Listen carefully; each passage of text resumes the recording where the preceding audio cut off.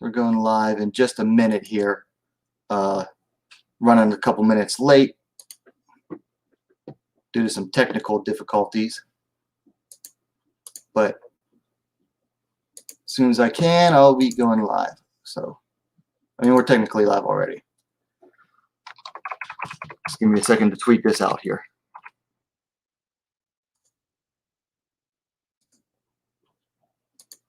All right, so we are live. Welcome to the International Atomweight Month recap and fallout. Going to be going over everything that happened over the course of International Atomweight Month, which ran from May 14th to June 20th. Wanted to wait a week after the end to really absorb everything that went on and really give some thoughts and insights to this and just put my thoughts together. Plus, last week I was so busy with work and everything, I wouldn't have been able to get it done properly. So going to be talking about the atomweight division. You know, a lot went on during the course of this, and a whole lot of fights, some fight cancellations, a whole event got postponed, pretty much seems like indefinitely. But overall, I think it was really good. You know, I just happened to pick out a time.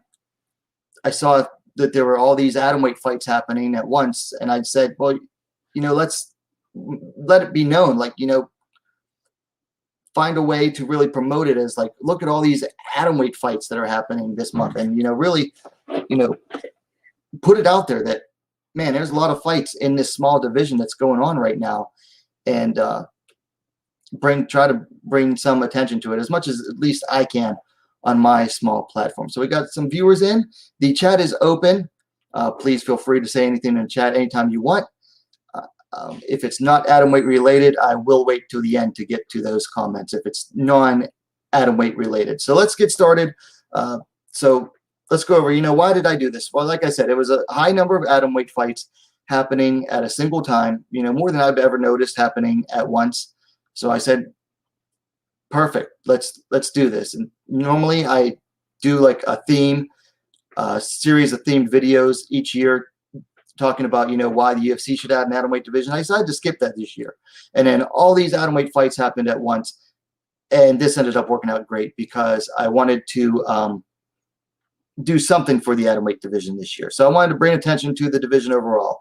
And, you know, it just ended up working out really well that they were all scheduled together. So I got the first question from Leon. I will be getting to that one at the end because it's not atomweight related. But let's go ahead and get started here. So first up, we're going to recap each event. So first up, we had Dangal had one bout where B. Nguyen defeated Ritu Phogat via, I believe it was a split decision. It might have been unanimous. This was very contentious decision, but it was an overall very good fight.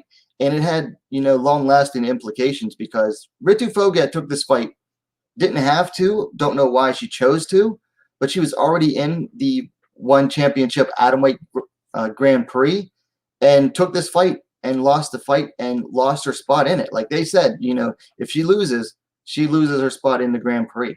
And One Championship, they kept their word. And she's one of the fights that, you know, one of the fighters that One Championship was really pushing in that Grand Prix, and overall they've been pushing her for her whole career.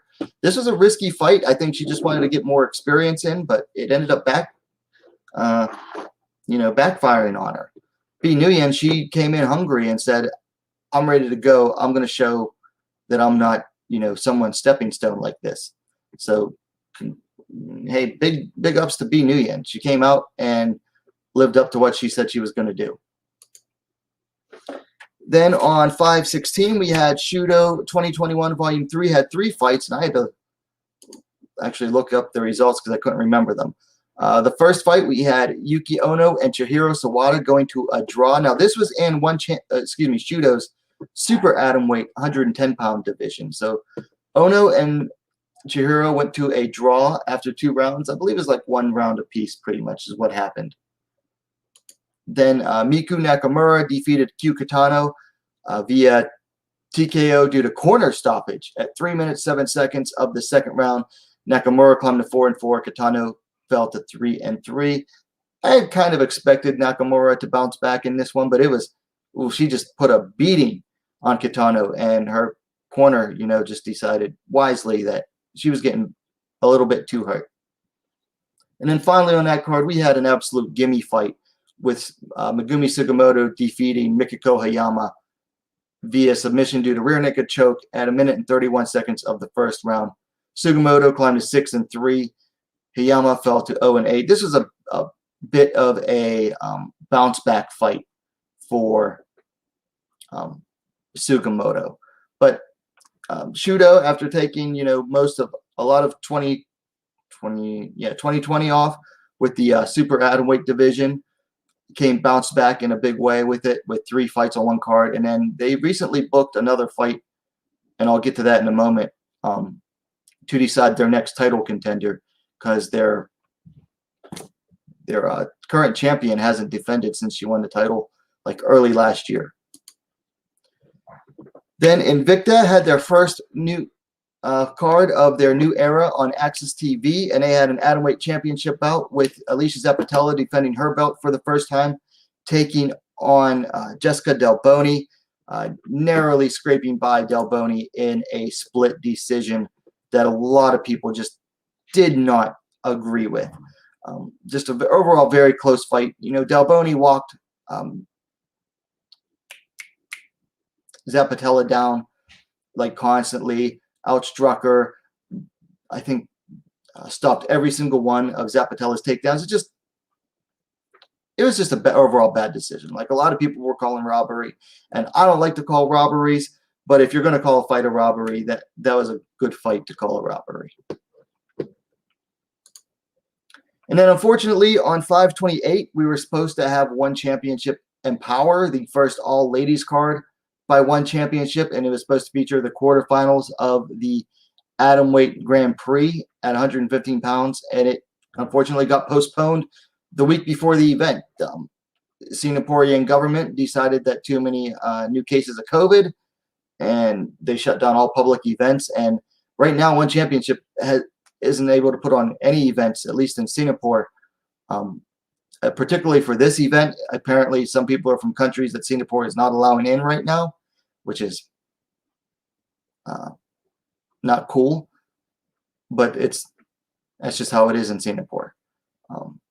Unfortunately, it seems like one championship's gonna have to move on from this card, but they've got to do something about this Grand Prix, and the sooner the better, frankly.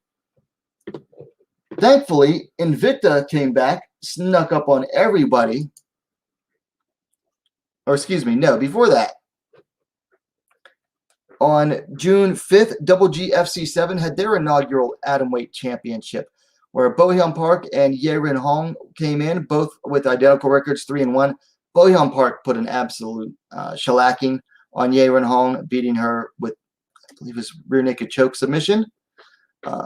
Nice new champion there out of Korea, Atomweight champion, first Atomweight champ from there in a while after Seo Hee-ham left Road FC. But anyway, as I was saying, Invicta snuck up on everybody and made up for the lack of one Empower with another event on, was it June 11th, had the Atomweight Phoenix tournament, a night dedicated to Atomweights. Couldn't have asked for something, a better replacement. They had, let's see, 8 tournament entrants plus a reserve bout. First tournament bout, Jessica Del Boni defeated Tabitha Watkins via decision. This is a pretty good fight here, but with Del Boni with some good top control. Watkins spending the majority of the round trying to go for an armbar that she wasn't able to get. Then in the second quarterfinal bout, Lindsey Van Zandt defeated Katie Perez via, I believe, armbar in the first round. First only round, really, for the only finish of the quarterfinal bouts. And then, what is her name? Linda Mahalik defeated Jillian DeCourcy via decision in an absolute brawl. I mean, these two ladies just were beating the crap out of each other. And then in the final quarterfinal bout, Marissa Messer-Balencia defeated Paulina Granados via decision. And it was obvious that Valencia had won the bout, but if you saw her face at the end of this bout, you'd think, man, did she win? Because she actually ended up coming out looking worse for the wear than Granados did. But that's just the physical. You know, you can't really judge a fight based on physical appearances. Then in the semifinal rounds, Lindsey Van Zandt, having the only finish in the quarterfinals, got to choose her opponent, and she chose Linda Mahalik, beating her by unanimous decision. Just way too fast for Mahalik. You know, the younger, faster Van Zandt, just too much for Mahalik. And then Jessica Del Boni defeated Marissa Messer Valencia in the other side of the semifinals to create what ended up being a rematch in the finals. These two had faced off before, with Jessica Del Boni getting past Lindsey Van Zandt via decision, and it happened again. Honestly, the pressure of Jessica Del Boni was a little bit too much for Lindsey Van Zandt, who kept, you know, getting backed up to the cage and circled into the cage. And it was just too much, because every time Van Zandt's back hit the cage, Del Boni would unleash with the combinations. This was honestly Del Boni's best fight of the night. You know, she was a little bit reserved in the quarterfinals and semifinals, and I don't know if she was trying to just, you know, reserve her gas tank. I just wanted to, you know, unleash it all in the finals, but this was definitely her best performance of the night, and it earned her another shot at the title. There was also a tournament reserve bout. Samantha Seth defeated, I can't remember the other girl's name, but honestly, it was the only truly forgettable fight of the evening. It was a grapple. It was like a just boring lay and pray style fight. So that was the Invicta Atomweight Phoenix tournament. Great night of atomweight action.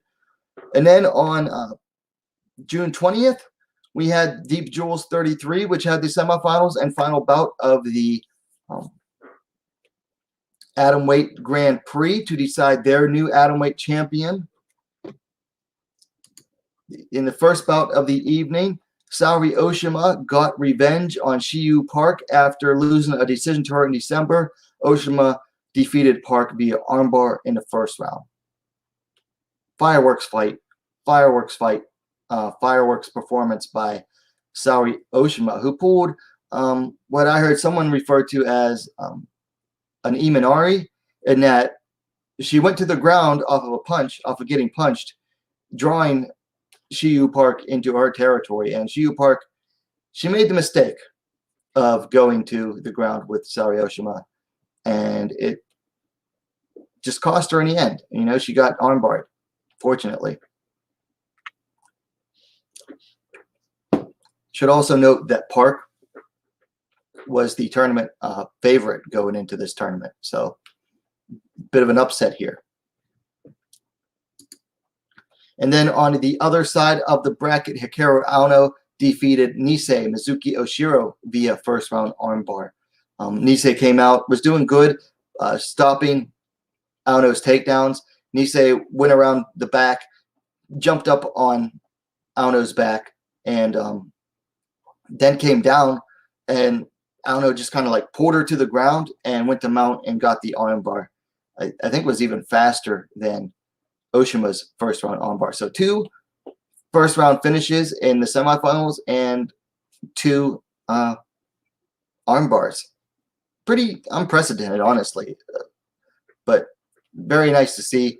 And it made for what everyone expected to be a grapple heavy final, when Oshima took on Aono and defeated her via 2-round unanimous decision.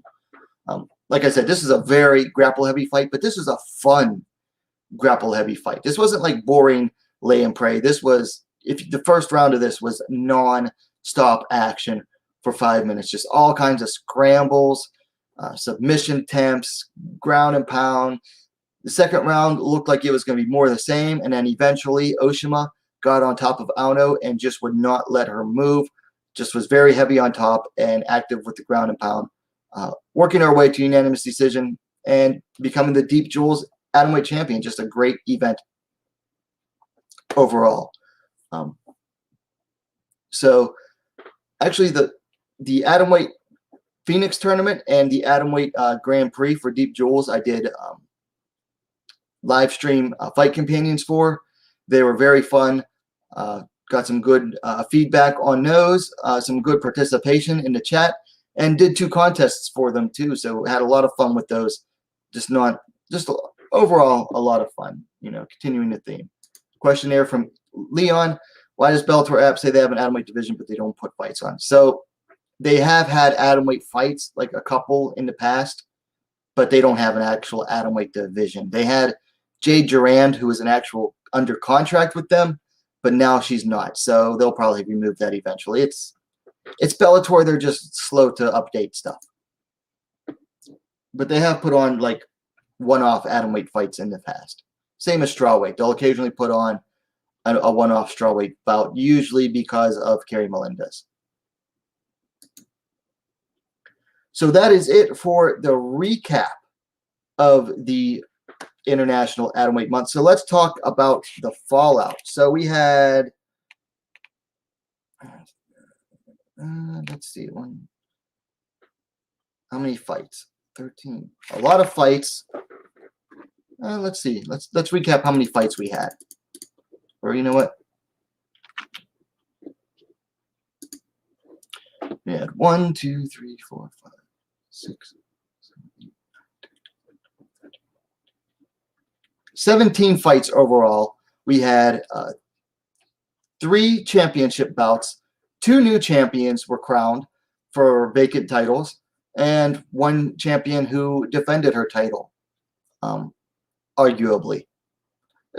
Great month of overall fights. I mean, look, all of these fights here, the ladies themselves either met or exceeded by far my expectations. I mean, hats off to all of the ladies over here that fought. And some of these ladies fought more than once. I mean, we had 1, 2, 3, 4, 5, 6. We had like 6. Yeah, we had 6 ladies who fought more than once in a single night. 2 ladies fought 3 times in one night. So, plus championships and, number 1 contenders have been decided. It was a great month of fights. I am really happy with how International Atomweight Month turned out overall as far as the fights go. Now, personally, I feel that I did not do enough. I thought I could have done a lot better.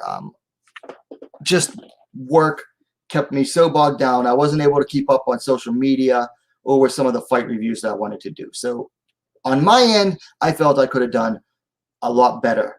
But as far as the ladies go, they met or exceeded all my expectations. I'm really happy with how the whole month went down. I mean, this was just a thing that I did for my channel.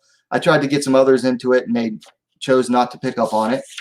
But I think the atomweight division really shined from, the month and 5 days, 5-6 days that this went on. Just overall, just the ladies really shined. And that's why I think, atomweight division is one of the best divisions in women's mixed martial arts. And honestly, it is the most overlooked division. A lot of people will say featherweight is overlooked, and it doesn't. But come on, they still have a belt in the UFC. They have a division in Bellator. Atomweight has nothing in the big 2. If you look at the big 2 promotions, UFC and Bellator, they have nothing for atomweight. Nothing. Not even, acknowledging that the division exists. I mean, like I said a couple minutes ago, Bellator will have occasional one-off fights, but that's it. But as far as everywhere else, they're meeting or exceeding my expectations. I mean,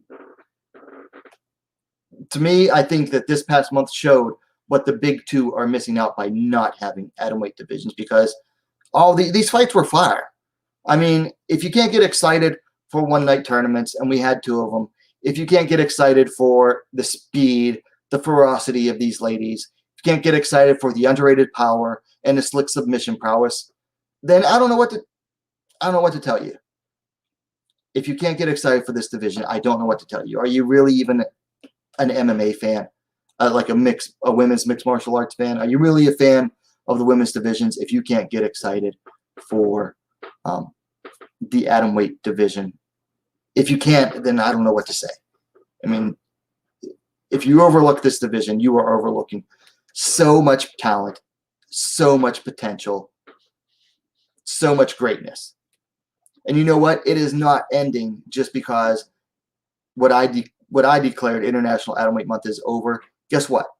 Atomweight action is still gonna go on. Okay, boom. We got another championship fight in the works already. We don't have a date for it yet, but guess what?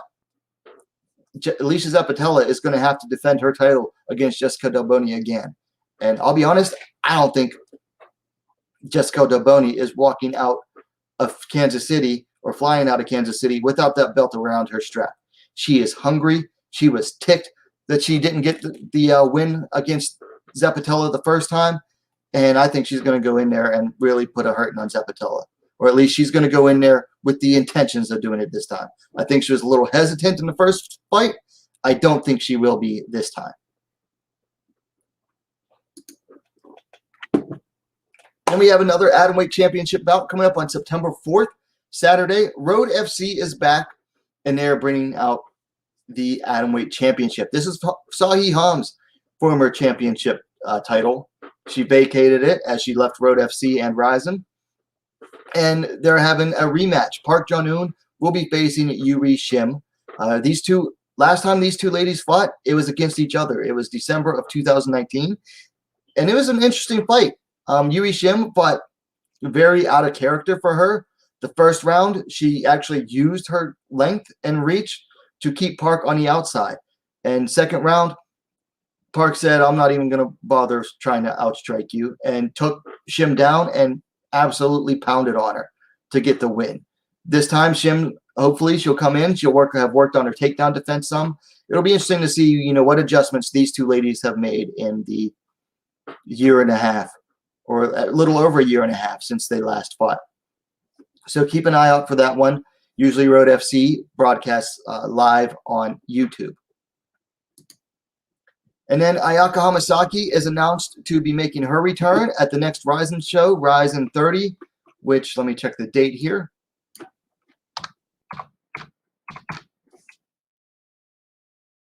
I believe it is September 29th. Let me check for sure, though. Rizin 30, which will be the Grand Prix, the Bantamweight Grand Prix quarterfinals, take place on September 19th. And they've already announced that Ayaka Hamasaki will be making a title defense. Big question now is going to be who? A lot of speculation. A lot of people are thinking it could be Reina, because Reina has voiced that she wants to fight Hamasaki, and Hamasaki said, yeah, we're at the same team, but she's down to fight Reina. Both ladies are approaching retirement, so why not face each other just once to see how they would do against each other? Another possibility, according to Charlie Jewett at sogo-kaku.com, Nobuyuki Sakakibara, the CEO of Rizin, was in attendance for Deep Jewels 33. And he actually, even though Deep Jewels 101 started right within like an hour after Deep Jewels 33 ended, he left at the end of Deep Jewels 33, which meant he was looking for prospects at Deep Jewels only.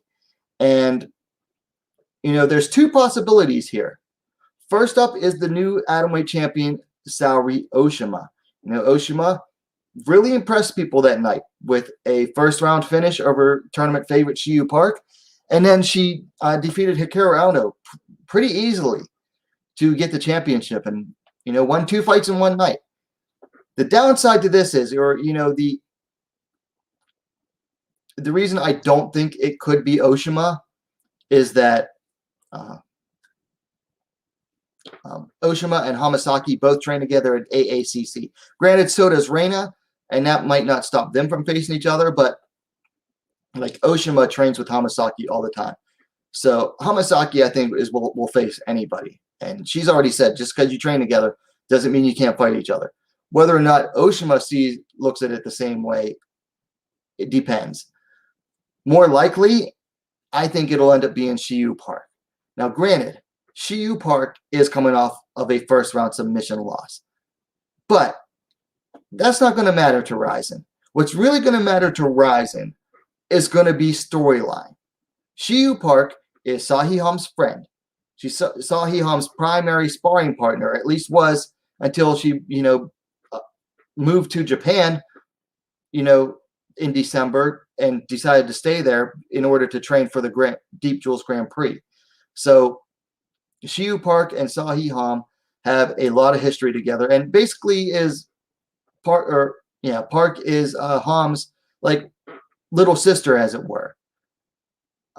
So this could be like revenge by proxy. And you know what? The Japanese public will eat up that kind of storyline. Hamasaki can't get the win back against Ham because Ham up and left to 1. So she'll do the next best thing and beat up her kid sister. Just because Park's coming off a loss, that no one's going to care. No one is going to care.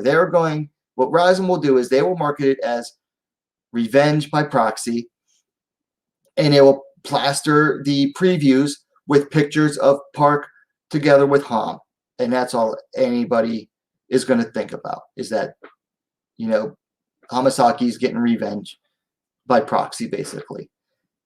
So I think that is the most likely one. Even though Park is coming off that loss, like I said, no, it's not going to matter. No one's really going to care that much. Do I have anything else? Okay, so that is it for the slideshow. Also, one thing I did 2 contests during this month. First, I gave away one of these, a Lindsey Van Zandt Damsel shirt. I gave it away for the live fight companion for the Invicta Phoenix tournament.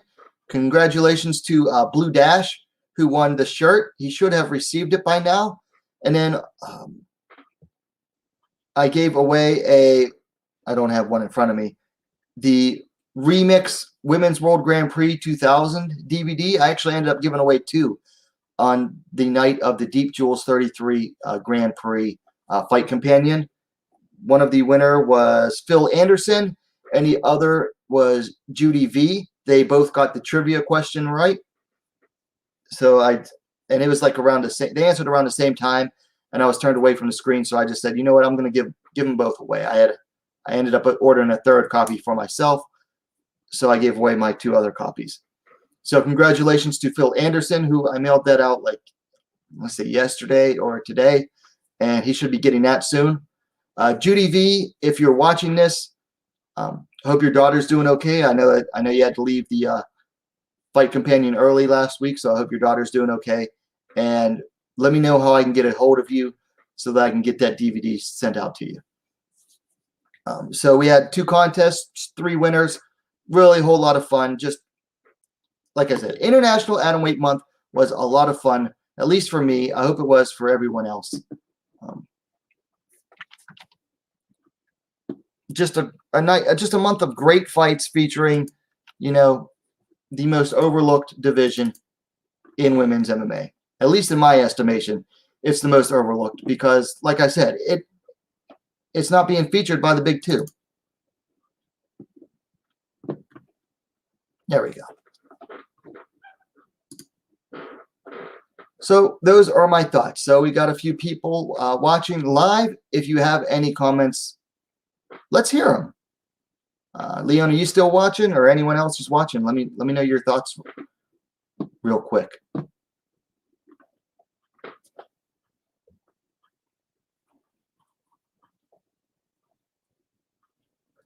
It doesn't look like anyone wants to. Looks like we got some shy people tonight. So I just wanted to wrap this up real quick. I didn't want to drag it on and on. But so if you are watching this on a recap, let me know your thoughts in the comments down below. Thank you to all who tuned in for each and every video, each and every live stream for the month. I had several. Did a mid-month update. we did the intro, we did the mid-month update, and now we're doing the recap. A lot of fun. Did some several fight reviews, did a couple live fight companions. Overall, fun month. I had fun. I really enjoyed showing off, or excuse me, trying to bring attention to this division. So let me know your thoughts in the comments down below. If you like the video and the stream, please give it a little like. And while you're at it, go ahead, subscribe to WMMA Now, the most complete women's mixed martial arts dedicated platform on YouTube. Thanks for watching. We'll see you next time.